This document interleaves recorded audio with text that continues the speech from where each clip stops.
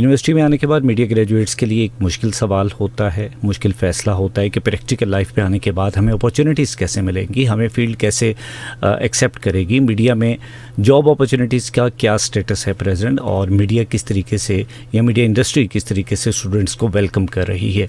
ये तमाम बातें आज के शो में इंशाल्लाह डिस्कस की जाएंगी।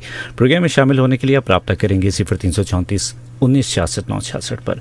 आपकी कॉल्स और मैसेजेस को शो का हिस्सा बनाया जाएगा। अपने मेहमान के साथ हम उन मैसेजेस को, सवालात को शेयर भी करते हैं।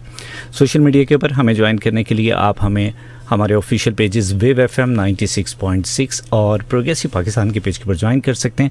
आप हमें देख भी सकते हैं, अपने पैगामात भी हम तक पहुंचा सकते हैं। हम कोशिश करेंगे कि उन मैसेजेस को भी शो का हिस्सा बनाया जाए।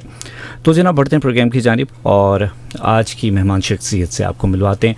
आज प्रोग्रेसिव पाकिस्तान में हमें ज्वाइन किया है डॉक्टर फ़ाख्ता ज़ेब साहिबा ने। डॉक्टर साहिबा जो हैं वो असिस्टेंट प्रोफेसर हैं mess communication, government college university Faisalabad से।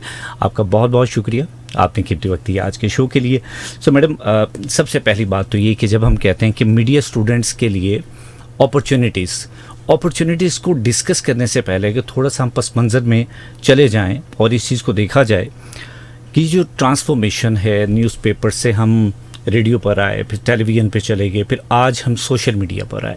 ये डिफरेंट फेजेस को क्रॉस करते करते आज के दौर में बड़े तेज़ दौर में हम आ चुके हैं। सो वहाँ पर मीडिया की इम्पोर्टेंस को कैसे देखती हैं आप? सबसे पहले तो बहुत शुक्रिया फ़ारूक आपका, आपने और आपकी टीम का, आपने इस बड़े इम्पॉर्टेंट सब्जेक्ट पे बात करने के लिए यहाँ पे मुझे बुलाया और इंशाल्लाह ये एक बड़ा प्रोडक्टिव सेशन होगा। हम इसमें बहुत सारी चीज़ों को डिस्कस करेंगे जो इन कंपैरिजन टू प्रीवियस 10 और 15 इयर्स और फिर कमिंग जो 10 और 15 इयर्स हैं उनको हम पूरा अहाता भी करने की कोशिश करेंगे इसके हवाले से। आपका जो सवाल है कि ये जो ट्रांसफॉर्मेशन हो रही है, ये ट्रांसफॉर्मेशन जो है, पहली बात तो ये देखें, ये समझने की ज़रूरत है कि हमारा जो स्पेशली जो मीडिया की जो फील्ड है, वैसे तो सारी एकेडमिक फील्ड्स को आप लें, लेकिन मीडिया स्पेशली एक ऐसी फील्ड है जो बहुत तेज़ी के साथ ग्रो कर रही है, शक्ल तब्दील कर रही है, अपनी हैयत तब्दील कर रही है। अच्छा, इस देखें, अब हम अगर चले जाएं पिछले 15-20 साल पहले चले जाएं तो हमें जो है वो टेलीविज़न नज़र आता था, रेडियो नज़र आता था, न्यूज़पेपर्स नज़र आते थे। अभी अगर हम देखें तो पिछले कोई 5-10 साल से जितनी ट्रांसफॉर्मेशन हुई है, जिस तरीके से डिजिटल मीडिया का इंटरवेंशन हुआ है इसमें, इसने सूरत हाल को बहुत तब्दील करके रख दिया है। तो अब हम देखते हैं कि जो मालूमात है वो सिर्फ टेलीविज़न, अखबारात या रेडियो तक महदूद नहीं होकर रह गई, बल्कि इसके एवेन्यूज़ बहुत सारे खुल चुके हुए हैं और इसने बहुत ज़्यादा, मैं तो ज़ाती तौर पर समझती हूँ कि इसने बहुत पॉजिटिव इम्पैक्ट डाला है हमारी लाइफ्स पे और स्पेशली जो हमारे जो मीडिया के ग्रेजुएट्स हैं उनके ऊपर भी, उनके करियर के हवाले से भी। क्योंकि अभी आप देखें कि जो मीडिया हमारा रेडियो, टेलीविज़न और अखबारात की हद तक महदूद था, वो अब सोशल मीडिया की हद तक चला गया है, पॉडकास्ट आ गए हैं, फिर AI के इंटरवेंशन के साथ डिफरेंट और एवेन्यूज़ खुल गए हैं। तो इसने बहरहाल ये बहुत ज़्यादा इसको वसी कर दिया है। तो इस सिनेरियो में इस चीज़ को डिस्कस करना या इस चीज़ के बारे में स्टूडेंट्स को आगाही प्रोवाइड करना बहुत ज़रूरी है कि उनको फर्दर उनकी ज़िंदगी में क्या करियर की अपॉर्चुनिटीज़ हो सकती हैं। स्टूडेंट्स के लिए अपॉर्चुनिटीज़ के ऊपर हम डिटेल में भी डिस्कस करेंगे। मैं उससे पहले ये जानना चाहूँगा, स्टूडेंट का माइंडसेट चेंज आफ्टर कोविड कितना महसूस करती हैं? क्विक चेंज है? बहुत क्विक चेंज है। अच्छा, इसमें 2-3 पर्सपेक्टिव में मैं इसको डिस्कस करूंगी, क्योंकि कोविड का आपने जिक्र किया है, तो कोविड एक बहरहाल एक ऐसी एक ऐसा एज था जिसने हम सब को, सिर्फ स्टूडेंट्स को नहीं, टीचर्स को भी बहुत ज़्यादा चेंज किया है। हमारी फील्ड में मैं समझती हूँ कि एक इंटरएक्टिविटी की जो एक रिक्वायरमेंट है, जो बहुत शुरू से है, जो शायद कोविड से पहले इतनी नहीं थी, लेकिन कोविड के बाद से एक टीचिंग मेथड में ये एक बहुत बड़ी चेंज आई है। स्टूडेंट्स को टीचर और टीचर को स्टूडेंट्स 24 आवर्स अवेलेबल है। स्टूडेंट्स के लिए लर्निंग की अपॉर्चुनिटीज पहले से कहीं ज़्यादा हो गई हैं। उनमें ये क्योंकि ये एक ऐसा टाइम पीरियड था जिसने हमें बहुत सारी हमारी चीज़ों को रीथिंक करने पे मजबूर किया, जिसमें से एक ये चीज़ थी कि हमने अपने जो टीचिंग का जो पैराडाइम है इसको किस हद तक महदूद कर रखा है। अब वो कंपैरेटिवली बहुत ज़्यादा वसी है। तो स्टूडेंट्स को लर्निंग अपॉर्चुनिटी अपॉर्चुनिटीज़ पहले से कहीं ज़्यादा मिल रही हैं। और फिर ये जो हाइब्रिड सिस्टम अपने अडॉप्ट किया है ना, मेरे ख्याल में सभी यूनिवर्सिटीज़ अब इस सिस्टम पे चल पड़ी हैं कि हम अपनी टीचिंग को हाइब्रिड रख रहे हैं ना, मतलब ऑनलाइन को ऑफलाइन के साथ मिक्स कर रहे हैं। तो इसने अपॉर्चुनिटीज़ को, टीचिंग अपॉर्चुनिटीज़ को और ज़्यादा एक्सपैंड किया है। स्टूडेंट्स का माइंडसेट चेंज लगता है जॉब्स को लेके, या फिर बहुत ज़्यादा कॉन्शियस है? नंबर ये दोनों साइड्स को मैं डिस्कस करना चाह रहा हूँ। एक तो ये कि स्टूडेंट ज़्यादा कॉन्शियस हो चुका है, जब भी डिग्री में आता है तो सबसे पहले अपने प्लस माइनस काउंट करता है कि डिग्री मुकम्मल होने के बाद मुझे जॉब मिलेगी, मैं अपना बिजनेस करूँगा। सेकेंडली, इंडस्ट्री किस तरीके से, ख़ास तौर पर मीडिया इंडस्ट्रीज, उनकी एक्सपेक्टेशंस को कैसे देखते हैं? स्टूडेंट का mindset versus media industry expectations. अच्छा, मैं तो ये समझती हूँ कि जो स्टूडेंट्स का भी माइंडसेट काफ़ी हद तक चेंज हुआ है। और उसकी वजह यही है कि स्टूडेंट्स को जो है, जो मेन इसकी चीज़, जो वजह मुझे लगती है कि जो सोशल मीडिया या डिजिटल मीडिया है ना, उसने स्टूडेंट्स को बहुत अवेयर कर दिया है। बहुत सारी चीज़ें students out of the classroom भी सीख रहे हैं। बहुत सारी चीज़ें ऐसी भी हैं जो आप एक जो नज़रियाती मालूमात है ना, जिस तरह जो हम थ्योरी का जो कॉन्सेप्ट है हमारे माइंड में, उससे कहीं ज़्यादा बियॉन्ड थ्योरी स्टूडेंट्स खुद से भी सोच रहे हैं। तो इसने स्टूडेंट्स के माइंड को बहुत ज़्यादा चेंज किया है उनके करियर को लेकर के। फिर दूसरा ये है कि चूँकि ये अब जो है स्टूडेंट्स भी फील करता है, और जो है ना जो इंडस्ट्री की जो रिक्वायरमेंट है वो भी इतनी डाइवर्स हो गई है। जैसे कहीं किसी एक तरफ तो कंटेंट राइटिंग की तरफ जो है ना वो रिक्वायरमेंट करियर की आ रही है, कि दूसरी तरफ आप पॉडकास्टिंग में जाते हैं, आप कॉर्पोरेट कम्युनिकेशन में जाते हैं। तो ये इतनी डाइवर्स फील्ड्स हैं जो स्टूडेंट्स को भी अब समझ में आ गई हैं, और स्टूडेंट भी अब बियॉन्ड रेडियो, टेलीविजन और इन सब जो ट्रेडिशनल एवेन्यूज से इनसे ज़्यादा बेहतर तौर पर सोच रहा है। जो टिपिकल नेम्स हैं डिग्रीज़ के, वो हमेशा अपना इम्पैक्ट छोड़ जाते हैं। मैं मिसाल के तौर पर इस तरीके से कहना चाहूँगा, जब हमने मैथ कम्युनिकेशन को ज्वाइन किया, खुद बीइंग दी स्टूडेंट, तो हमें लगता था मैथ कम्युनिकेशन का मतलब ये कि हम जर्नलिज्म में आ गए, इसका ताल्लुक बराह रास्त रिपोर्टिंग के साथ है, न्यूज़ के साथ है। अच्छा, अब चूँकि जर्नलिज्म के बाद उसके एडवांस फॉर्म जो है मैस कम्युनिकेशन की सूरत में सामने आई, आजकल मज़ीद अपग्रेडेशन हो गई है, जिसको हम कहते हैं ब्रॉडकास्ट जर्नलिज्म हो गई है या डिजिटल मीडिया जर्नलिज्म हो गई है। सो जब हम नेम्स को चेंज करके अपग्रेड करते हैं, डू यू फील कि हमारा कंटेंट भी वैसे ही होना चाहिए चेंज, या फिर प्रैक्टिकल अप्रोच भी वैसे ही चेंज होनी चाहिए? अच्छा, इसमें ना ये एक बड़ा अहम सवाल इस हवाले से है कि अभी तक हम इस ट्रांजिशनरी फेज से गुजर रहे हैं जहां हम अपने करिकुलम को आउटकम बेस्ड बनाना चाहते हैं। ठीक है। मतलब ये है, इसका मतलब ये है कि जो हम पढ़ाते हैं क्लासरूम में, वो वही स्किल्स बच्चे सीख करके इंडस्ट्री में जाएं जो इंडस्ट्री की रिक्वायरमेंट है। सही।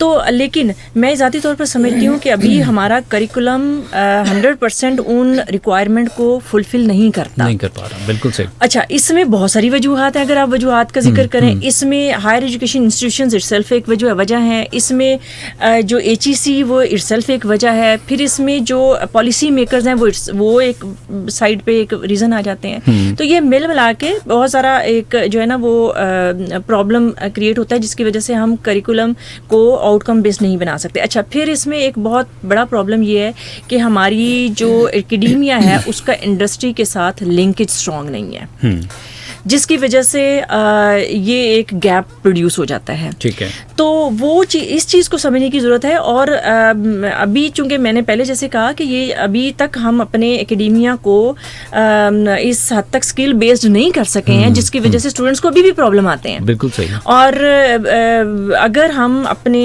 अगर ये जो है स्टूडेंट्स के जो एकेडमिक कोर्स है, इसी के दौरान स्टूडेंट्स को इनकी इंडस्ट्री के साथ फेमिलराइज कर दें, तो ये एक उनके लिए बहुत बड़ा एक पॉजिटिव एज हो सकता है, जहाँ से वो एक जो है ना वो पॉइंट ऑफ स्टार्ट ले सकते हैं। Already they are familiar during their academic phase with the industry, और फिर जब वो इंडस्ट्री को ज्वाइन करते हैं तो they have good acquaintance with the industry, और रिक्वायरमेंट का भी उनको पता होता है कि हमें क्या सीख करके इंडस्ट्री को जाना है। और फिर जब ये लिंक आप इस्टेब्लिश करते हैं ना एकेडेमिया का इंडस्ट्री के साथ, उसका एक बड़ा फायदा ये भी होता है कि हमें गाहे बगाहे पता चलता रहता है कि हमारी इंडस्ट्री की रिक्वायरमेंट क्या है, so that we can fulfil their requirement. सही है। तो वो जाहिर है, जब ये जो हमारा स्टडी पीरियड स्टूडेंट्स का होता है 3-4 साल का, इसी के दौरान ही हमने उनको वो स्किल्स भी सिखानी है। तो वो स्किल्स बेटर वे में हम सिखा सकते हैं अगर हमारा इंडस्ट्री के साथ लिंक अच्छा होगा। बिल्कुल सही। ओवरऑल अगर हम बात करें, काउंसलिंग बहुत ज़्यादा मैटर करती है किसी भी डोमेन में, किसी भी फील्ड में, मीडिया इंडस्ट्री के हवाले से कैसे देखती हैं? क्या यहाँ पर भी हमें पहले गाइड करना पड़ेगा कि आप अब मैस कम्युनिकेशन में या जर्नलिज्म में कदम रख रहे हैं तो इसके बाद की दुनिया क्या होगी, या अंडरस्टूड है जैसे कि इसकी कोर्स आउटलाइन से या इसकी बाकी चीज़ें क्लियर कर देती हैं? अच्छा, ये बड़ा इंटरेस्टिंग है। स्टूडेंट्स को जो चीज़ अंडरस्टूड होती है ना, वो ये होती है कि वो सहाफ़त में जा रहे हैं, बिल्कुल, उन्होंने कैमरा को फेस करना है, कैमरा पर रिपोर्टिंग करें, दैट्स इट। इससे ज़्यादा वो जब आते हैं तो इससे ज़्यादा उनके माइंड में कुछ नहीं होता। अच्छा, फिर जब वो पढ़ रहे होते हैं तब भी उनके माइंड्स में इसी तरीके से ही चल रही होती हैं चीज़ें, वो इन्हीं चीज़ों को लेकर के चलते हैं। लेकिन बहुत सारे बच्चे जो हैं वो तो खैर ड्यूरिंग द कोर्स, फिर अगर टीचर्स अच्छे मिल जाते हैं या उनको guidance in between their studies मिलती रहती है, तो वो अपना एक ना कहीं अपना वो साइड लाइन ऑफ एक्शन तलाश कर लेते हैं। अदरवाइज मैंने एक चीज़ देखी है कि जब स्टूडेंट पास आउट होने वाला होता है ना, आखिरी सेमेस्टर में होता है, बहुत सारे स्टूडेंट्स डिफरेंट अपने जो टीचर्स हैं जिनके साथ उनकी मेंटल थोड़ी कैपेबिलिटी मिलती है, वहाँ वो आ रहे होते हैं और पूछ रहे होते हैं कि सर अब ये सब खत्म होने वाला है, अब हम क्या करें। तो वहाँ पर जो है ना, वो स्टूडेंट्स के लिए वो अब परेशान हो रहे होते हैं क्योंकि घर में भी एक्सपेक्टेशंस होती हैं कि बच्चा फारिग हो रहा है तो अब ये कहीं ना कहीं करियर करेगा, ज्वाइन करेगा और अर्निंग की तरफ आएगा। उधर बच्चा परेशान होता है क्योंकि उनको कोई ऐसा लाइन ऑफ एक्शन नहीं मिल रहा होता। अच्छा, अब यहाँ इंपॉर्टेंट चीज़ क्या है? इंपॉर्टेंट चीज़ ये क्या है कि हम जो चीज़ करिकुलम पढ़ा रहे हैं ना, करिकुलम तो सारी फील्ड से रिलेटेड पढ़ रहा है बच्चा, पब्लिक रिलेशंस भी पढ़ रहा है उसमें, वो एडवर्टाइजिंग भी पढ़ रहा है, वो रिसर्च भी पढ़ रहा है, और ये वो सारी फील्ड्स हैं जिसमें बच्चा ग्रेजुएट करने के बाद वो जा सकता है, बजाय इसके कि वो सिर्फ और सिर्फ वो अपने आप को कैमरा तक महदूद रखे, वो ये समझे कि मैंने सिर्फ रिपोर्टिंग करनी है, दैट्स इट।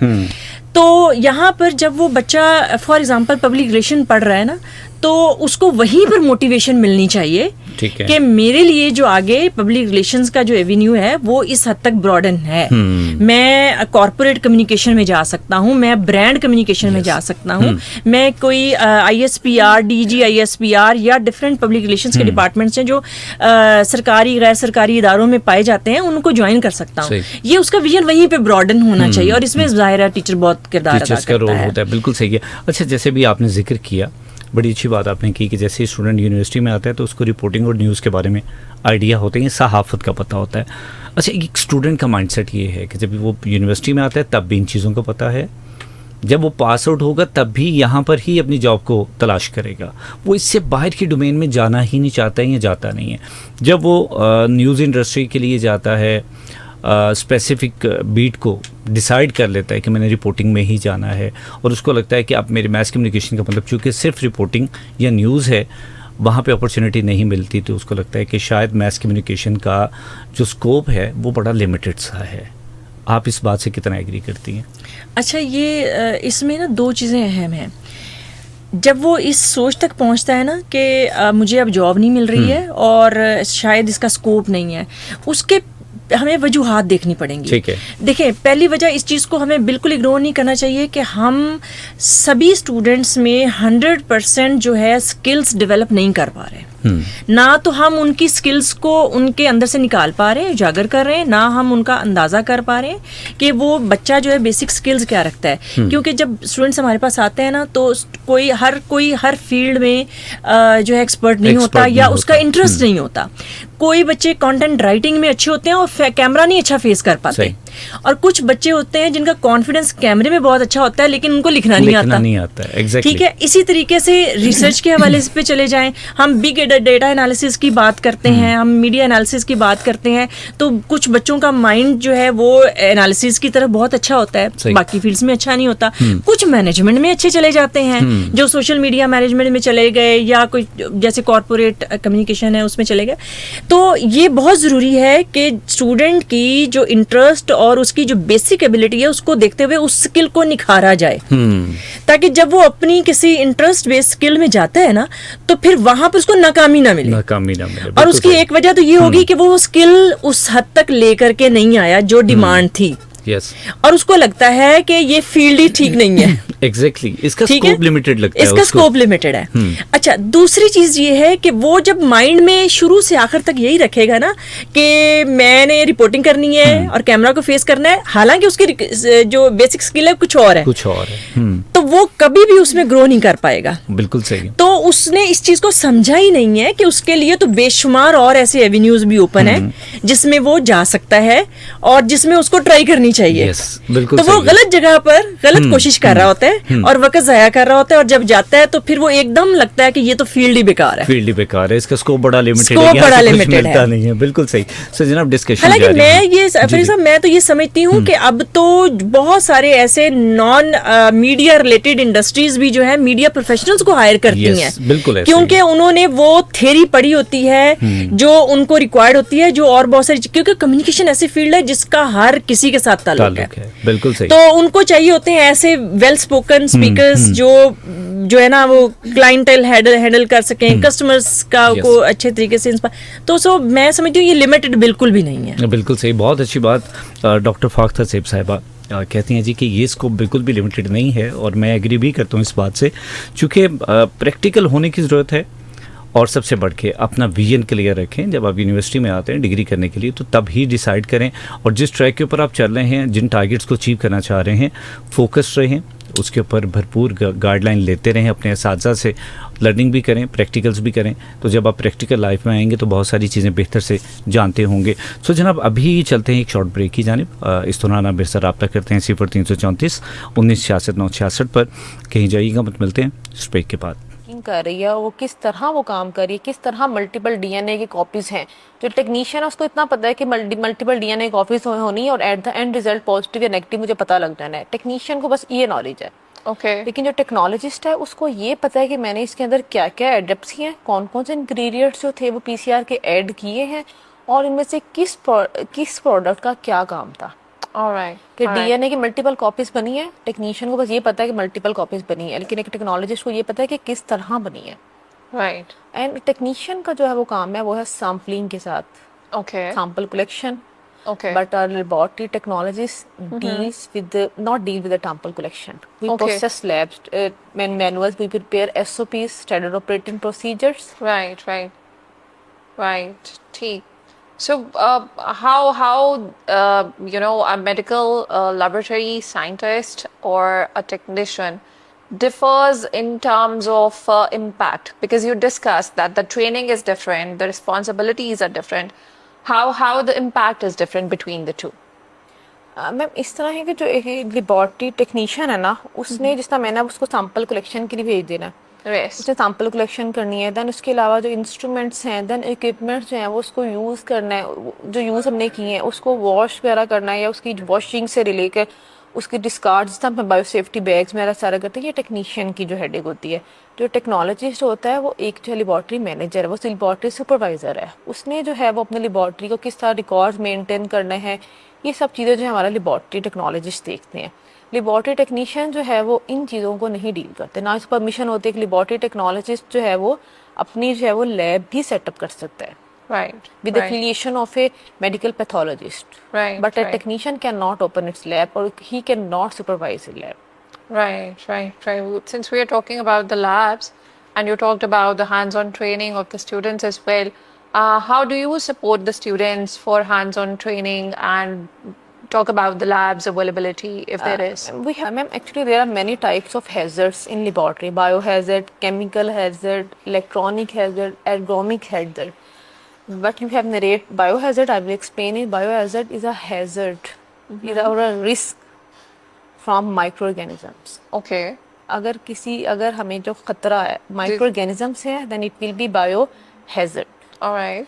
बायोहैजर्ड के अंदर मजीद जो है वो दो टर्मिनोलॉजीज हम लोग कोट करते हैं, bio safety and bio security. Alright. If I want to save myself from microorganism, it will be bio safety.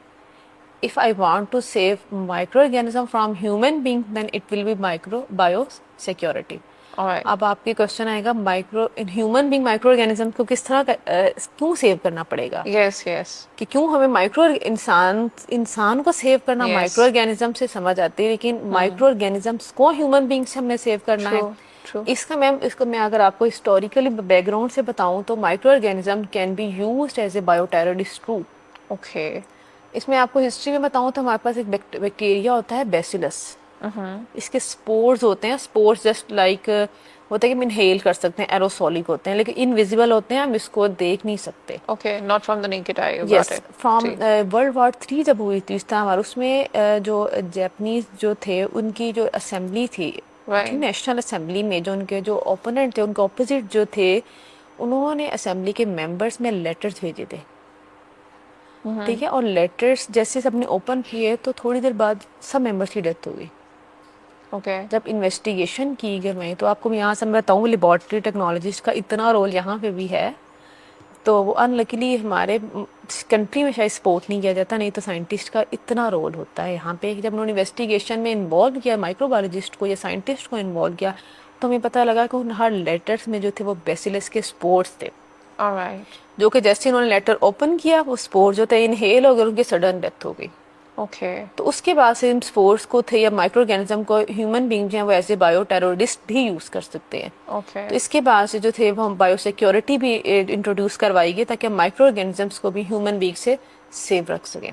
तो इन सेफ रखने के लिए डिफरेंट प्रोटोकॉल्स होते हैं। सबसे पहले जो है हमारे पास पीपीज होते हैं, पर्सनल प्रोटेक्टिव इक्विपमेंट्स, जिसमें जो है वो आपके गाउन्स आते हैं, जिसमें हेड टू रो तक आपके गाउन होता है, कवर करते हैं। डबल गाउन्स होते हैं, उसमें आपने फॉरवर्ड और जो रिवर्स होते हैं पहनने होता है। Okay. देन आपकी जो है वो ग्लव्स होते हैं, देन N95 मास्क जो है वो आपने कहना होता है, देन गॉगल्स होते हैं, हेड कवर होता है, आपके शूज़ कवर होते हैं। इसके अलावा जो है वो आप मज़ीद जो है अगर आप बायोसेफ्टी लेवल 3 या लेवल 4 में, हमारे यहाँ बायोसेफ्टी लेवल्स होते हैं लेवल 1, 2, 3 और 4, जिसमें माइक्रो ऑर्गेनिज्म के अकॉर्डिंग जो हम डील करते हैं। लाइक जिनकी वैक्सीनेशन अवेलेबल है उन्हें लेवल 3 में हम यूज़ कर सकते हैं, जिनकी वैक्सीनेशन अवेलेबल नहीं है और जो ज़्यादा जो है वो इंसानों के लिए थ्रेटेंड है तो हम उसको लेवल 4 में यूज़ करते हैं। देन वहाँ पे हम बायोसेफ्टी कैबिनेट्स यूज़ करते हैं, बायोसेफ्टी कैबिनेट 3। Okay. इसके अलावा जो है लेमिनर एयर फ्लो जो है LAF वो यूज़ कर सकते हैं। इसके अलावा हम नेगेटिव प्रेशर क्रिएट करते हैं, जिसकी वजह से जो हमारे इनसाइड जो एयर होती है वो भी जो फिल्टर होके बाहर जाती है, ताकि हम बाहर की इन्वायरमेंट को भी सेव कर सकें, और जो बाहर से इन्वायरमेंट आती है वो भी जो है वो फिल्टर होके आती है। Okay, इसके अलावा हम यहाँ पे HEPA फिल्टर इंस्टॉल करवाते हैं लैब में, और देन HVAC सिस्टम होता है, heating ventilation air condition system होता है, Right. जो कि इंश्योर करता है हमारी बायोसेफ्टी को। Right. Thank you for sharing all these insights. Something new to learn. Let's discuss about the challenges and opportunities that are available. What are some of the biggest challenges that your department you think it faces? Ma'am first जो challenge है इस accuracy and precision. Okay. Actually sample precision और accuracy in term में कि हमने sample collection की जो है, जब सैंपल Right. प्रोसेसिंग है हम उसकी करें, जी. हर प्रोटोकॉल में हमारे पास जो है वो एक डिज़ाइन जो होता है एक्यूरेट वॉल्यूम होता है। Okay. अगर हम उस वॉल्यूम लाइक मैं आपको प्रोसीजर कर रही हूँ कोई भी ब्लड कलेक्शन का, उसमें मैंने 0.2 माइक्रोलीटर जो है वो ब्लड जो है सैंपल पिक करना है। Right. अगर मेरे जो इंस्ट्रूमेंट्स हैं वो जो है प्रिसाइज नहीं है, वो एक्यूरेट नहीं है, वो कैलिब्रेटेड नहीं है, तो मैं सैंपल प्रोसेसिंग जो वो प्रोसीजर 10 दफ़ा करूँ मेरा एक्यूरेट रिजल्ट नहीं आ सकता। तो सबसे जो है यहाँ पे हमारी जो चैलेंज हमें यहाँ पे आता है वो आता है प्रिसीजन का और एक्यूरेसी का।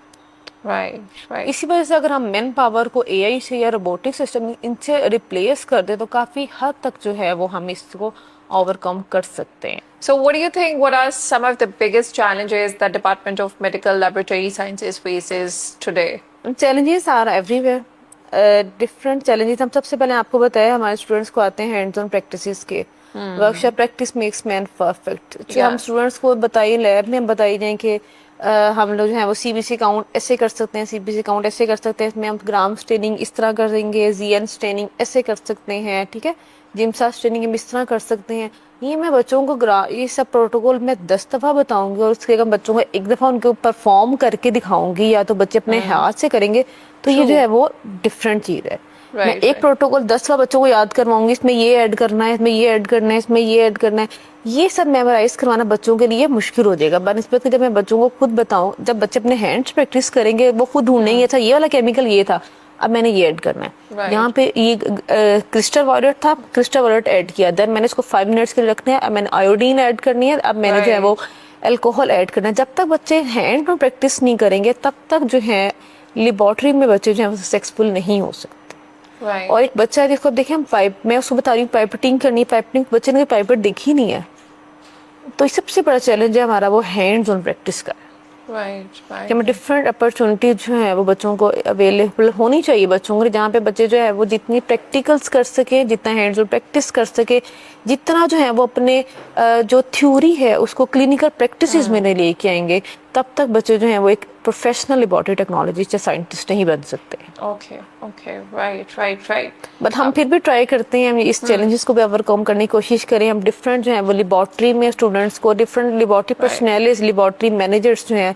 या उनके सुपरवाइजर जो हैं हम उन्हें इनवाइट करते हैं, ताकि वो अपने जो हैं वो बेसिक इंस्ट्रूमेंट्स जो हैं जो हमारे पास अगर नहीं भी हैं तो वो लेके आए, तो स्टूडेंट्स को कम से कम स्टूडेंट्स को पता हो कि मैं थर्मोसाइक्लर की बात करें, थर्मोसाइक्लर दिखता कैसे है। Right. तो ये right. चीज़ें जो है हम ट्राई करते हैं कि स्टूडेंट्स में जो है ये जो गैप है जो परफॉर्मेंस का और जो थ्योरी और प्रैक्टिकल के दरमियान जो गैप है हम उसको जो है वो ओवरकम कर Minimize सकें। करें. Right. Right. Right. I would like to know that what opportunities are existing for the collaboration with other departments, or let's say other research institutions or hospitals. Ma'am, I have already told you medical laboratory science is a vast field which cover different areas of medical laboratory. Yeah. Like we can work in collaboration with biotechnology, Okay. biochemistry, Right. molecular biology, molecular genetics, physiology, also histology. Okay. We have many collaboration with different labs. Okay. Recently, we have signed MOU with the Chugtai. Okay. Okay. We used to send our students in the Chugtai lab for internship. Oh, okay. Also, we used to send our students in Medina Teaching Hospital, where we have a very, very equipped lab. All right. All right. All right. Thanks a lot, Taiba. I would like to know that what message you have for the prospective students, and who do you think should be joining the field of medical laboratory sciences? Ma'am, actually, medical laboratory field is an invisible force, an invisible force Okay. healthcare team. Okay. मतलब जो हमारे जो students हैं, जो laboratory professionals हैं, Yeah. ये is just like a team जो invisible होती है। Okay. हमने जस्ट डायग्नोसिस करना होता है और डॉक्टर तक जो हमारा वो डायग्नोसिस भेज दिया जाता है। Right. हमारी टीम जो है वो मेन रोल प्ले करती है हेल्थ केयर में, लेकिन ये एक इनविजिबल फोर्स है। Right. ठीक है, जो right. बिहाइंड द सीन जो होती है हमारी वर्क कर रही होती है, और इसके अलावा इसकी बैक के अलावा जो है वो जो हमारे डॉक्टर हैं वो प्रिस्क्रिप्शन नहीं कर सकते। Okay. Okay. ये हमारा Right. जो है Yeah. मैं यही पैगाम दूंगी सब स्टूडेंट्स का भी यही होगा कि हम ज्वाइन करें to become an invisible force. Okay. Okay. Thank you so much for coming in, for taking out the time and highlighting the department and reflecting that there is invisible force due to which people are getting successful diagnosis and getting treated. Thank you. Thanks a lot. Thank you. Thank you all for joining in with this episode, and inshallah we'll see you next time in another episode with another shining star of TOF. Thank you all.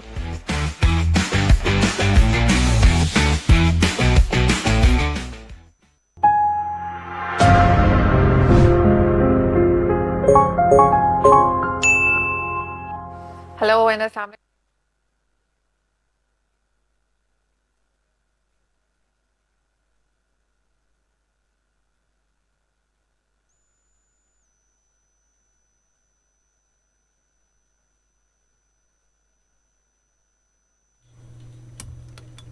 Ji welcome back. आप सुन रहे progressive Pakistan wave FM 96.6 पर और मैं हूं Farooq Sheikh.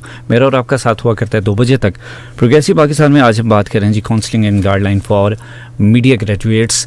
Media की industry में जो लोग पाँव रखते हैं, कदम रखते हैं और उसके बाद लर्न करते हैं, चीज़ों को सीखते हैं, पढ़ते हैं, प्रैक्टिकल लाइफ में आते हैं, किन किन डिफ़िकल्टीज़ का सामना करना पड़ता है, उनको आज डिस्कस किया जा रहा है। स्टूडियो में मेरे साथ मौजूद हैं डॉक्टर फाख्ता ज़ेब साहिबा। डॉक्टर साहिबा जो है वो असिस्टेंट प्रोफेसर हैं मैस कम्युनिकेशन डिपार्टमेंट से, गवर्नमेंट कॉलेज यूनिवर्सिटी फैसलाबाद से। सो जनाब डिस्कशन की तरफ वापस आएंगे, लेकिन अभी कुछ आपके पैगामात मेरे तक पहुँचे, उनको शो का हिस्सा बनाते हैं, उसके बाद वापस आएंगे हम अपनी डिस्कशन की तरफ। हमें मैसेज किया है आयशा ने फैसलाबाद से, कहती हैं जी अस्सलाम वालेकुम भाई, nice show, thank you so much, बहुत शुक्रिया आपका। अशरफ हैं जी हमारे साथ 203 रेबे से, कहते हैं जी सर बेहतरीन शो है सर, बहुत शुक्रिया आपका शेफ साहब शो को पसंद करने के लिए। हमें मैसेज मौसूल हुआ है सरदार खुरम का चक नंबर 211 से, कहते हैं जी कि फ़ारूक भाई क्या हाल है आपका, ठीक है, I am Sardar Khurram from Chak 211 रेबे। Sir thank you so much, बहुत शुक्रिया ज्वाइन करने के लिए, शो को सुनने के लिए और अपना खूबसूरत सा मैसेज हम तक पहुँचाने के लिए। हमें मैसेज किया है जी कायनात हैं हमारे साथ फैसलाबाद से, कहते हैं जी अस्सलाम वालेकुम फ़ारूक भाई, कैसे हैं आप, दिल से सलाम, अल्लाह ताला आपको मज़ीद कामयाबी दे, हमेशा खुश रखें, आमीन, बहुत शुक्रिया। कहती हैं जी शो इज़ वेरी नाइस, और इन्होंने कहा है कि मेहमान को सलाम कहते हैं। वालेकुम, बहुत शुक्रिया आपका कायनात, थैंक यू सो मच। और हमारे साथ हुमैरा हैं, इन्होंने कहा जी अस्सलाम वालेकुम सर कैसे हैं आप, क्या हाल है, मेहमान को सलाम और nice discussion, thank you so much. कहते हैं सर आपका शो का वेट होता है, संडे नहीं आना चाहिए दरमियान में, संडे ज़रूरी है क्योंकि थोड़ी सी ब्रेक आएगी तो ज़्यादा बेहतर तरीके से हो सकेगा। कहती हैं जी बहुत कुछ सीखने को मिलता है, जज़ाकल्लाह हमारा, बहुत शुक्रिया आपका। सो ज़ीशान विरकन जी हमारे साथ PC1 से शो को पसंद कर रहे हैं, सर आपका बहुत बहुत शुक्रिया। मोहम्मद अहमद ने मैसेज किया है हमें और कहते हैं कि सर हमेशा की तरह बेहतरीन शो है, 96.6 की पूरी टीम को और मेहमान को बहुत बहुत सलाम। वालेकुम अस्सलाम सर, बहुत शुक्रिया आपका। सो जनाब ये कुछ मैसेजेस थे मेरे तक पहुँचे जिनको शो का हिस्सा बनाया। अब वापस आते हैं डिस्कशन की जाने, मज़ीद मैसेजेस होंगे तो शो के आखिर में उनको वापस शामिल किया जाएगा। अब आते हैं अपनी डिस्कशन की जानिब और डॉक्टर फाख्ता ज़ेब साहिबा मेरे साथ मौजूद हैं। मैं जहाँ से सिलसिला टूटा था वहीं से आगे चलता हूँ, चूँकि बात कर रहे थे काउंसलिंग के हवाले से, गाइडलाइन के हवाले से। मैडम काउंसलिंग और गाइडलाइन बहुत ज़्यादा इंपॉर्टेंट है बच्चों के लिए। सो मैं ये समझता हूँ कि कहीं ना कहीं कुछ तो गैप है काउंसलिंग में, या तो यूनिवर्सिटी में आते वक्त मैसेज अधूरा रहता है, खुद से हम अपना माइंडसेट बना चुके होते हैं, या डिग्री कंप्लीट करने के बाद फील्ड में कदम रखने से पहले हम क्लियर नहीं होते कि अब क्या होगा। जैसे अभी हम ब्रेक में भी बात कर रहे थे कि हमारा विजन जब तक क्लियर नहीं होता हम अपने टारगेट्स को नहीं अचीव कर पाते। कहाँ पर गैप महसूस होता है आपको?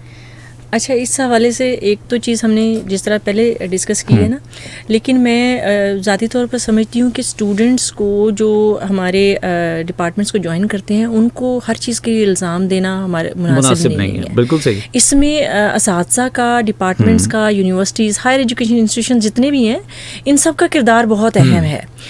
मिसाल के तौर पर मैं एक बात करूँगी कि ये जो काउंसलिंग जो डिपार्टमेंट्स हैं, अभी तो चूँकि हमारी ये जो HEC की तरफ से ये एक रिक्वायरमेंट बन गई है हायर एजुकेशन इंस्टीट्यूशंस की, आपको भी अंदाज़ा होगा कि ये एक लाजमी डिपार्टमेंटल कमिटीज़ और डिपार्टमेंटल काउंसिल्स जो है ना, ये लाजमी हो गई हैं बनानी। इनके बाकायदा हायर एजुकेशन इंस्टीट्यूशंस के नंबर्स होते हैं जब ये इदारे यहाँ पर काम कर रहे होते हैं। लेकिन अगर आप कुछ टाइम पहले देखें, ये अब बनना शुरू हुई हैं और अभी भी सभी यूनिवर्सिटीज़ में या जो एफिलिएटेड कॉलेजेस या यूनिवर्सिटी जो कैंपसेस है उनमें ये इदारे काम नहीं कर रहे हैं।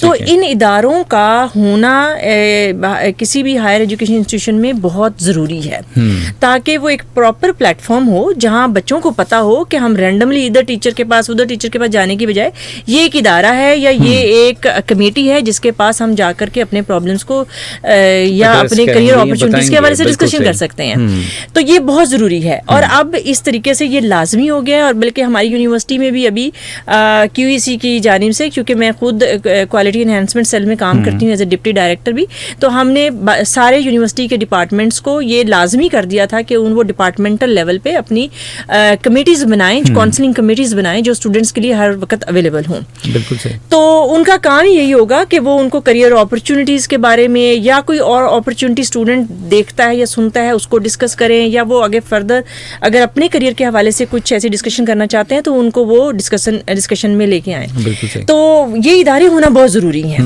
तो ये हम असल में ऐसे कोई प्लेटफॉर्म अगर ना हो और हम स्टूडेंट्स को ही इस चीज़ के लिए इल्ज़ाम देते जाएं कि उन्होंने अपनी स्किल्स को अच्छे तरीके से पहचाना नहीं या वो गलत फील्ड में आ गए, तो ये पहले भी मुझे लगता है कि देखिए ना, हर शख्स अपनी अपनी जगह पर एक्टिविटी में तो मसरूफ़ है। वो टीचर्स हैं, वो मैनेजमेंट है, डिपार्टमेंट है, यूनिवर्सिटी है, मुख्तलिफ लोग अपनी अपनी पोजीशंस पे एक्टिव काम कर बिल्कुल रहे ऐसे ही हैं, है। तो क्या डिपार्टमेंट के बगैर भी इंडिविजुअली एफर्ट के साथ भी तो हम चीज़ों को बेहतर कर सकते हैं?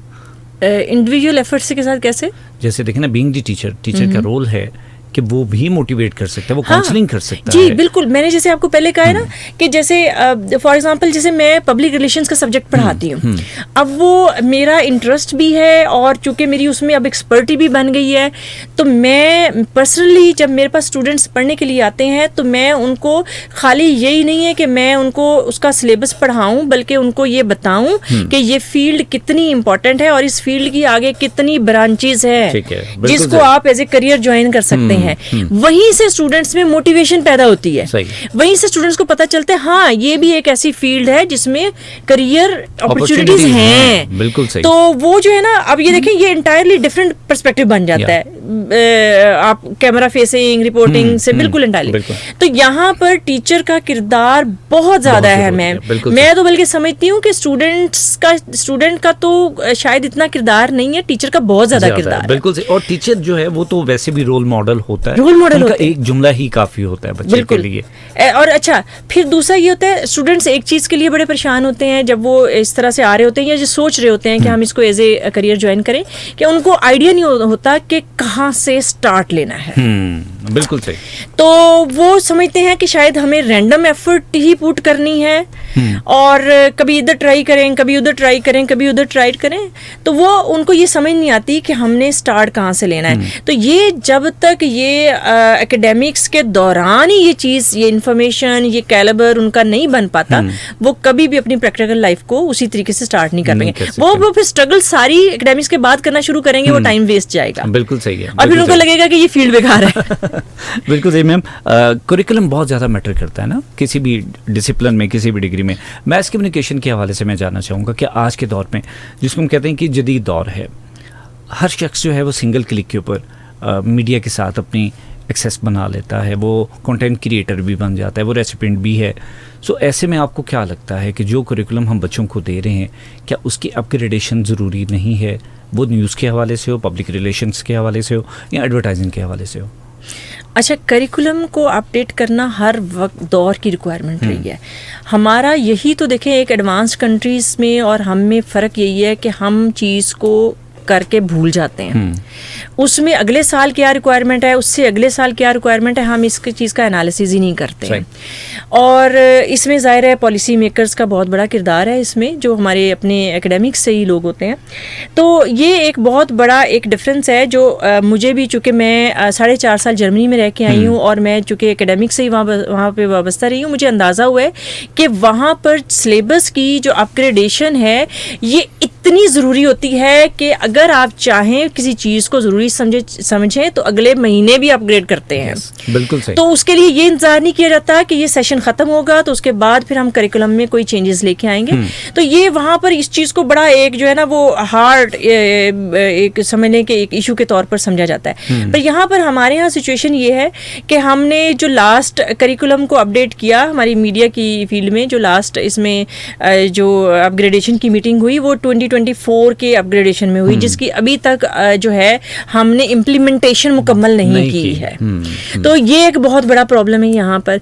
वो जब तक हम उस करिकुलम को सिलेबस का वो उसको जो अपग्रेडेशन है, जो चेंजेस हैं, उसको उसकी इम्प्लीमेंटेशन नहीं करेंगे, उसका बेनिफिशियरी स्टूडेंट कैसे हो सकता है? बिल्कुल सही। तो अब वो जो है देखें, हम सोशल मीडिया, डिजिटल मीडिया से भी बहुत आगे चले गए ना। अब हम एआई में आ गए हैं। अब एआई वो कुछ कर रही है जो हमने सोचा भी नहीं था। और अब यू नेवर नो कि अगले साल क्या होने वाला है, उससे अगले साल क्या होने वाला है, क्योंकि अब डेवलपमेंट इस तरीके से ही होनी है। बिल्कुल सही। तो उस चीज को, उन चीजों को हमें बिफोर हैंड इसको समझना पड़ेगा और उसके मुताबिक करिकुलम को भी डेवलप करना पड़ेगा और उसी हिसाब से स्टूडेंट्स को भी उसके अंदर स्टेक होल्डर बनाना पड़ेगा। तो अब देखें ना, अब ये हम जो स्किल्स और फिर मैं ये समझती हूँ कि टीचर्स को भी इसमें अपने नॉलेज को उसी हिसाब से जो है अपग्रेड करना चाहिए। बिल्कुल सही। क्योंकि अब स्टूडेंट एआई से वो कुछ डेवलप करवा रहा है, वो कुछ काम करवा रहा है जो वो समझता है कि अच्छा ये मुझे तो क्लासरूम में ये सब कुछ मिल नहीं रहा। बिल्कुल।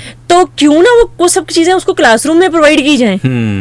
तो ताकि वो उसका जो फोकस है वो, क्योंकि खाली एआई इसको आप इस्तेमाल करके जो आप कंटेंट क्रिएट करते हैं ना, उसमें बहुत सारी चीज़ें मिसिंग हो जाती हैं, उसमें एथिकल स्टैंडर्ड्स नहीं होते, उसके अंदर जो ह्यूमन क्रिएटिविटी का पहलू होता है वो नहीं होता।